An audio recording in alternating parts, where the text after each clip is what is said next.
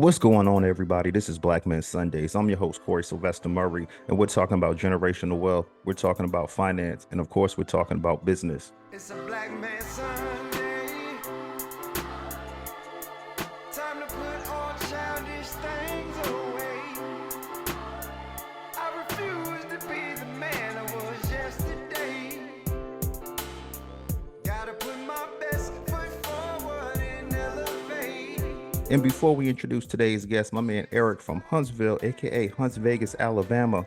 Who do you have for our Black Men Sunday spotlight? Hey, Corey, thank you for that. My spotlight, I'm doing something on an HBCU grad from Alabama State University, who her name is April Ross, who bought her own television station, the same television station she interned years ago.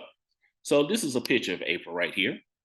Let me give you a little tidbits of Miss April Ross. Now, April Ross, like I said, she's an HBCU grad from Alabama State University, who is now the owner of WJCN TV 33, a local television station based out in LaGrange, Georgia. As an entrepreneur, she is especially proud of her success because she used to work, like I said, at the same station as an intern. Now, April was a student majoring in communications when she began interning at WJCN. And after graduating in 2001, she began working as a production assistant and later as a reporter. Now, in 2017, she was working as a reporter with CBS affiliate WRBL News 3, where she encountered an incident whereby a deputy sheriff was shot. When she realized there was no reporters to cover the story, she did an exclusive live report in the area on social media. Now, that right there kind of gave her the intuition of wanting to pursue her business. So what she did was, because of that social media presence, it grew in excess of 15,000 followers. So that was the catalyst that ultimately contributed to a purchase of WJCN TV 33. Now, April now says that she credits God for everything she has achieved in life. And she says she is very thankful that she was a student of Alabama State University. That's my spotlight for today, Miss April Ross. Now back to you. You said LaGrange, Georgia, right? Yes. Yeah, man, that's Georgia, but I felt like when I was in LaGrange, I saw more Auburn signs than anything Georgia. So I realized, okay, you real close to Alabama. So, Oh, that's okay. part of Alabama. And oh, by the way, I wanted to say congrats on this Christmas Eve to your FAMU Rattlers for winning the Celebration Bowl. You know, the #1 bowl for HBCU schools. Y'all did win. So, hey, I'm going to give you hats off. This is your second year in the SWAC. So, hey, congrats to you. Wish it could have been us at Alabama A&M, but hey, you can't win them all, right? Hey, man, it's funny because after we finished the spotlight, something said you shouldn't even have to say nothing. He already gonna know. He already gonna know. So the thing about it, man, is, even though we talk trash, a lot of brothers, man, you be trashing Alabama A&M. Nah, man, it's just competitive. Just like when Howard and FAMU was going at it, Bison was trying to choke the Rattlers. But it's funny, every time someone tries to choke the Rattlers end up choking them out. So I appreciate you, my brother. I appreciate all that. Let's go and introduce today's guest, man. Because one thing about life is sometimes you meet people by happenstance. Sometimes you might have to get up a little early, go to a breakfast. They'd be like, "Hey, can you be there like at 7:30?" You be like, "What?" But I could have been like, "Nah, I'm not coming." But you get up, you go, you handle your business. But sometimes you meet people when you're not really expecting to meet somebody. And this brother here, I met this brother at the Boys and Girls Club donation breakfast a few months ago, way before we even came out with the turkey drive. Met this brother there. This brother was on stage. I had coworkers with me, 7:30, 8 in the morning, struggling to eat breakfast. But this brother gets on stage, tells his story. I was like, wow, I got to meet this brother. Got to have him on Black Men Sundays. Who are we talking about? We talking about Shamel Akins. Who is this brother? He's the director of the West Orange branch of the Boys and Girls Club, the director He don't just work there, he's the director. This brother has a Bachelor of Science in Sports Management from Lynn University, because I got family down in Boca. That's the only reason why I know about that. And we're going to have this conversation today. So first off, Shamel Akins, the director of the West Orange branch of the Boys and Girls Club of Central Florida. Welcome to Black Men Sundays, brother. How you doing? Hello, how you doing? I'm doing great. Thank you for having me. You Definitely, man. Thank you so much for the introduction. I do want to say something before we go into the conversation. Mr. Eric Player, I'm from Huntsville, Alabama, and I think I'm familiar with Mr. Player. I have family in Huntsville, Alabama. Sanithia Crawford, Latasha. I have a good amount of people, but I think I'm Yeah, I got to turn my mic on for that. Yeah, I know, Nikki. What? Man, yes, small world, bruh. Small world. yeah. So Crawfords. Okay. Yeah, so I'm familiar with Alabama A&M. You know, I still go to Huntsville from time to time to go and see my family. Oh, okay. Well, good seeing you, bro. You too. Yeah. Yeah, wow, man. See, it's a small world out here. I had no idea, right? We did Turkey Drive, been chatting with this brother for the last couple months. Been knowing my brother Eric since like what, 2006 when I met you out in Tampa Bay. It's a small world. That's why I always say you never know who you're gonna meet. I met this brother by happenstance, and it just so happens he know my brother Eric Player. So I mean, if that ain't a Black Men Sunday quick tip off rip for you, I don't know what else to say. But here's what I want to get into because we talk about generational wealth, finance, and business off rip, man. You're the director of the West Orange branch of the Boys and Girls Club of Central Florida. For most folks, when they say director, like explain what that position means. As a director, I oversee the entire building. I create programs for the community. I create different events that the community wants to be a part of. Also, giving back to our community and just being, a leader in the community. Definitely. And, as I stated, you have a bachelor's in sports management from Lynn University. You have a background in education and youth development. But here's the question that I have. When we talk about the Boys and Girls Clubs of Central Florida, just the Boys and Girls Clubs, period, are the clubs strategically located in certain neighborhoods or? I wouldn't say strategically placed in certain neighborhoods, but I will say the neighborhoods that we are currently in, and I'm speaking on my location, is in a older community, low income community where the Boys and Girls Club is a very, very key location for the youth in the community. For brothers out here listening that, man, I wouldn't mind having a Boys and Girls Club as well. Like, what's the process of becoming a director? So for me, I grew up in a low income community. So in the community that I grew up in, it was either play sports or play the streets. So in the midst of playing sports, I ended up meeting the director that had a basketball program, flag football program, arts and craft activities, and it happened to be in my community for the Boys and Girls Club. So with me growing up in that community, and growing up in the Boys and Girls Club, I fell in love with the Boys and Girls Club. Right, I met different celebrities, athletes, and also mentors that kind of helped me, stay, on the right path. So once I had that mentor that I could kind of lean on, I knew I wanted to do the same thing for kids that grew up in the same community that I grew up in. Right, there's so many different influences in the community, and the Boys and Girls Club had positive influences. So for me, I wanted to be that to another kid. So I think that if you want to get involved in the Boys and Girls Club, you can always look up your local Boys and Girls Club, local recreation centers, and get involved in that way. I would go to elementary schools and read to schools. And, I mean, the word gets around after a while that, you care about the community, care about the kids. And from there, you'll find your way at nonprofit organizations that you can help. Great information, man. And one word that always sticks with me that you said was mentors. I've been mentoring about a good 15 years in my community. And a lot of times when I go, I notice it's not a lot of black men. There's not a lot of men, period. You may have the director of that organization. You may have their father or cousin or family member, but outside of the family of that center, you don't really see a lot of black men. But on our show, when we talk about stocks and money, brothers are locked in. But then whenever we talk about mentors, it gets a little quiet in the room. So what can we do as black men to encourage other brothers to be mentors? I think just exposing more people to the great things we're doing in the community. I think everyone wants to give back to their community or be a community hero, whether it's a community that you grew up in or it's a community that you're aware of.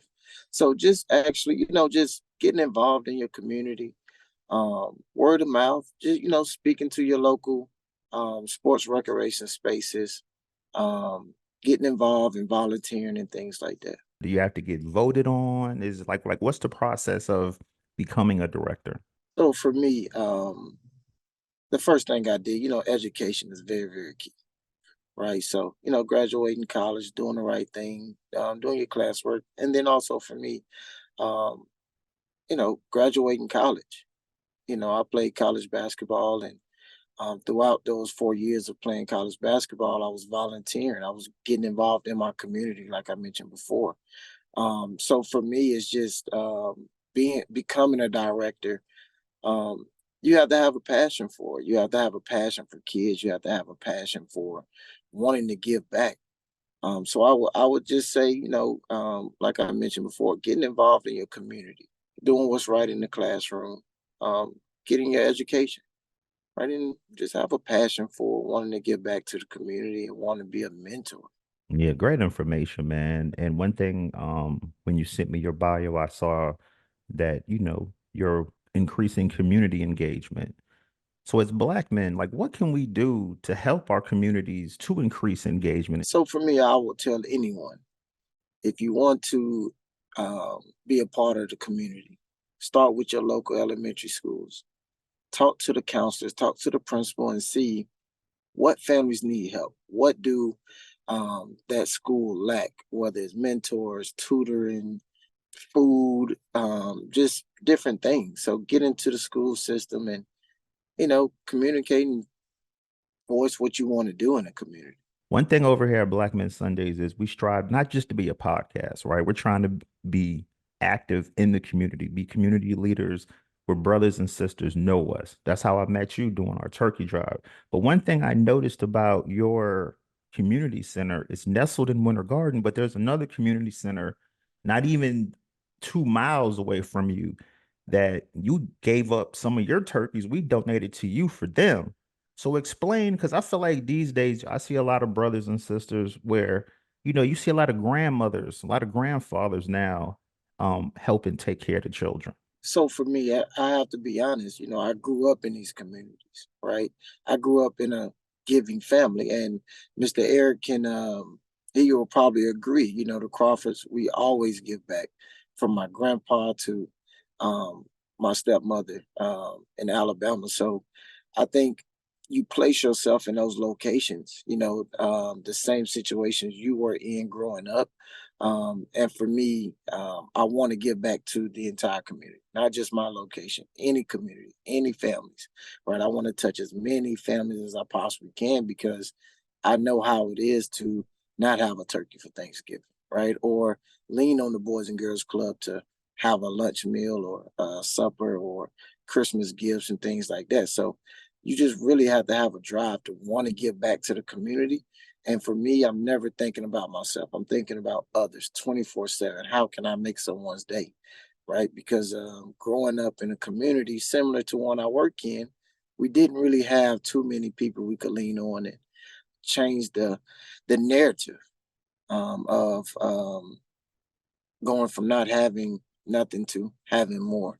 So I just have a passion of giving back. I wake up every day wanting to do more for multiple families. I swear I heard somebody say when we were doing the drive, it was like, the brother play a little ball too. I was like, oh yeah. And then I heard you saying that you play college ball. So it's interesting you say that. Then you have a basketball court right in your facility. I ain't gonna lie, I kind of wanted to challenge you, but I realized, I barely even played 2K. So the last thing I'm going to do is get winded after like 2 shots. So, but let's talk about family for a second, because one thing that I remember at that breakfast, and it really touched me, just, because I feel like we come from similar backgrounds, just in different cities. But how would you say the way you were raised, how did that help your mental toughness as a leader? I think the support that I had around me, the support that I had around me, I was able to witness those that was around me, doing the right things and also giving back. And then also, just overall doing the right thing. Right. So that's where it starts at, putting myself around people that wanted better in life, that wanted to be positive role models in my life. I was going to say, man, before I continue, Eric, you got any questions? Man, I'm just amazed, man. We get to see you, bro.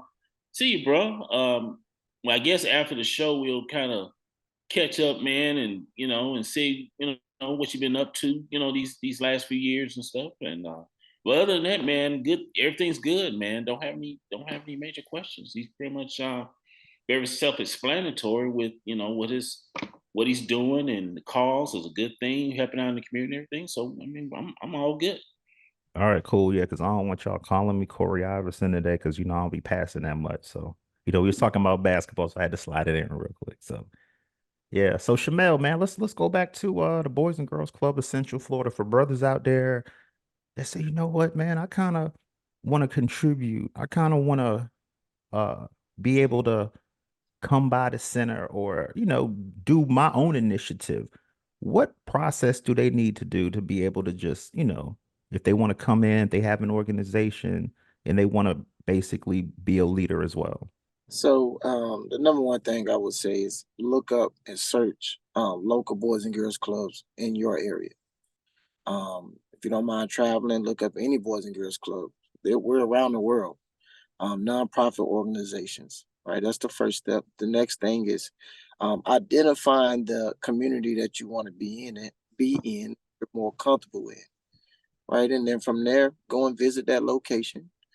Ask to speak to, your service director at that location, and just kind of let them know what's your objective, what you want to do, right? Whether it is coming in to mentor, whether it is coming to work, whether it's doing a turkey drive somewhat similar to what you want to do, whatever it is, just deliver it to that director.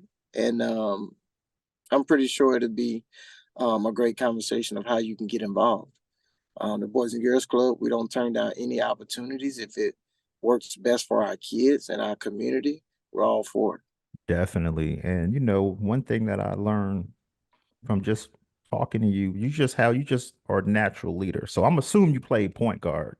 I know Yeah. you, yeah, I was gonna say I had to get that in there. But the thing about being a leader is, a lot of times being leaders, you have to set goals. You have to basically set up how you want your operation to be ran. So as a director, how important is it um to have relationships with not just the students or the club members, but with the families involved with the students as well? It's very important. I think the biggest thing is you have to always keep in mind, although that you're the director, you basically work for the families and the kids, right? The kids and the family is who creates the Boys and Girls Club. So, um, with with me being a director, I'm just like a head coach, but at the same time, the kids and the players, I mean, the kids and the families are the players. They're the ones running the routes. They're the one making the shots and things like that. So when it comes to being a director, I like to listen to my families. I like to listen to the teens. I like to listen to our youth. What do you guys want? What do you guys see for our Boys and Girls Club, right? So I think that's very, very important. Seeing what your community needs, seeing what your families want for their kids, and seeing what the kids want as well. That's a good start. Definitely, definitely. And it's Christmas Eve, by the way. Oh, and where's my manners? Merry Christmas, my brother. I just saw you on here, was ready to just dive right on in. But it's the holiday season, the New Year's right around the corner. A lot of people are setting goals, setting resolutions. For you, what goals are you setting for your center in the new year? For me, I think the most important thing is having all of my kids back safe, right? I know in the community that I work in, I've been in situations where certain kids have different situations that stops them from coming to the Boys and Girls Club, whether it's getting caught up in the streets or getting caught up with with police and things like that. So for me, I would like all of my kids to be back after Christmas break, and then from there, I think increase our partnerships in the community and create more events. Our community, where our Boys and Girls Club is growing.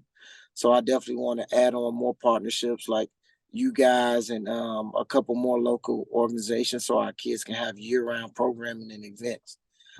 So those are my two goals: um, increasing participation, and increase partnerships and events for the new year. Definitely, man. Definitely. And one thing I noticed, man, I started following you on your Instagram and I see your son Kyrie. I was like, I think he got more shoes than I do, man. This brother is Yeah, super fly. So, I definitely see how you raising him. I'm like, yeah, I already know he gonna be playing some ball. But my yeah, question for you is from a financial perspective. A lot of brothers with kids are trying to set that generational wealth, set those finances up. So, without us getting in your business, but it's brothers out here, like we're trying to get generationally financially fit. So right. for you, like, you have a son, like what are you doing financially to either save up for his future or just anything, or just like what are you doing to help achieve generational wealth for your son, basically? So my son already has a college fund already with Bank of America. So um not to really get into numbers, but there's a small portion that comes out of my check to go to his college fund. Also his mom is financial savvy, man. I mean, so she's helping me with planning financially, budgeting my spending and things like that. And I actually take a lot of well, not take, but I ask a lot of questions about how to save. So for me, I think the biggest thing is always understanding that hey, I live life for my son. And if I'm Lord forbids if anything happens to me, I want to leave my son with something. So I'm always trying to find ways of saving money, putting money to the side or things like that. Wow, man. You said your son's already set up at Bank of America. So for the brothers out there that's saying, listen, my son is 4 or 5 years old, but I haven't done anything yet to save for his future. Right now, what should these brothers do? What I did was I started small, right? I think sometimes we think that we're supposed to deposit $10,000 overnight, right? So for me, if it's $1 a day, if it's $1 a week, if it's $1 a month, anything's better than nothing. So if you enjoy shoes, right? Which I know you do, so let's say if you wanted to save money for your child, just say, hey, instead of buying two pair of shoes a month, I'll buy one, and the money I would eventually spend for another pair, I will put that to the side to save up. Whether it's $1, like I said, $2, $3, over time that money's gonna grow. Also, there's different programs where banks will um, double the amount that you put in your bank account. Whether it's $1, they may chip in an extra dollar a month.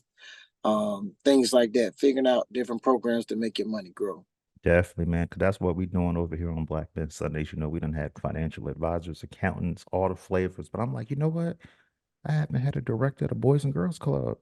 And then I Yeah. meet you. Like I said, I met you by happenstance, just like I met Shaq by happenstance. I think I met Eric by happenstance. You just never know. Yeah. So that's why I always tell people you never know who you're gonna meet.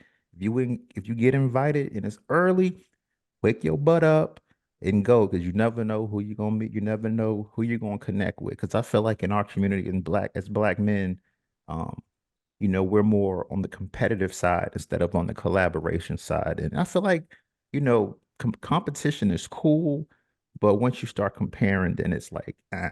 And, I remember when I first met you, you said, some kids may not have food on their tables. It's Christmas time, like for next year, because I know it's late, it's Christmas Eve now, but like next year going forward, do you guys have any initiatives that you would need some assistance in for next year? Because there's a lot of brothers that listen that are, lawyers, engineers that made very handsome donations, so that are listening right now. So, how can these brothers contribute? So, like I mentioned, we're in Winter Garden. You can ask for Shamel Akins at that location. I'm normally there at 10 o'clock in the morning, and I don't leave until 7. So I would definitely say, hey, you can reach out to me. I will leave my information for everyone to reach out.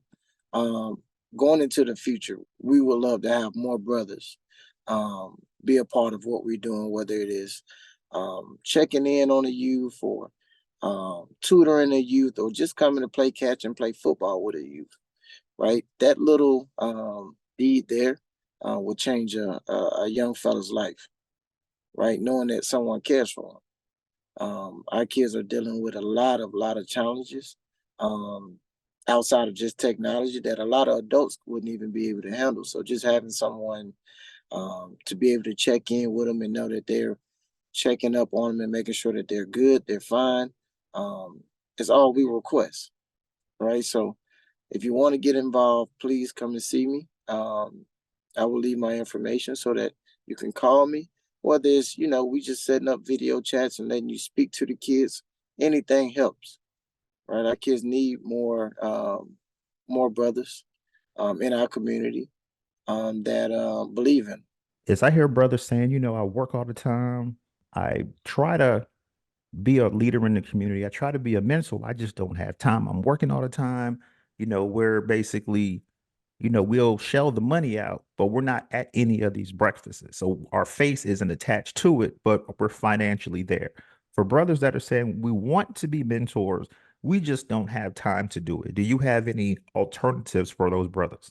I think for me is not thinking being there physically. There's multiple ways you could be there. You could send cards, you can video chat, you can FaceTime, right? You can have pizza parties.